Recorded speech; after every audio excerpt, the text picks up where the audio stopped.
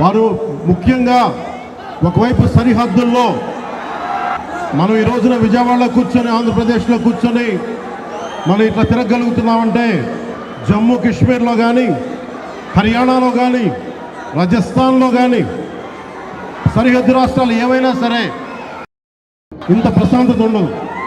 మనం చేయగలిగేది సైనికులకి మేము అండగా ఉన్నాం, మేము ధైర్యం చెప్పడం, అలాగే స్థానికంగా మనకి భారతదేశం లోపల ఎవరైనా సరే సూడో సెక్యులరిస్టులు ఎవరైనా సరే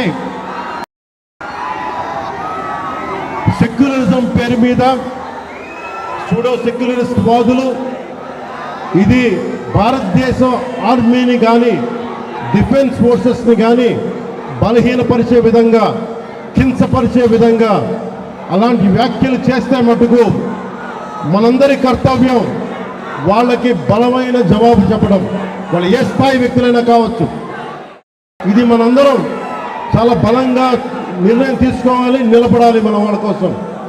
అలాగే మురళీ నాయక్ 23 ఏళ్ళ కుర్రవాడు మురళీ నాయక్ దేశం కోసం సినిమాలు చూడాల, సినిమాలు చండింగ్ చెప్పలా, భారత్ మాతాకి జై చెప్పాడు. ఎప్పుడైతే భారత్ మాతని ప్రేమిస్తారో వాళ్ళు నిజమైన దేశ పౌరులు. సినిమాలు రావచ్చు, సినిమాలు పోవచ్చు. మొన్న టీవీ ఇంటర్వ్యూలో కూడా చెప్పా, సెలబ్రిటీస్ ఎవరు మాట్లాడలేదు, హీరోలు ఎవరు మాట్లాడలేదు, బాలీవుడ్ హీరోస్ ఎవరు మాట్లాడలేదు అంటే వాళ్ళెవరు కూడా దేశాన్ని నడిపే వ్యక్తులు కాదు. They are mere entertainers, they are good performers.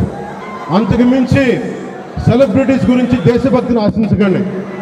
దేశభక్తి ఇక్కడ ఉన్నది ఒక మురళీ నాయక్ లాంటి వాడు, 23 ఏళ్ళ కుర్రవాడు. పోతే సైనికుడిగా పోవాలి, దేశాన్ని కాపాడుతూ పోవాలి. అలాంటి మురళికి మనం ఏం చెప్పగలం, తల్లిదండ్రులకి ఏం చెప్పగలం?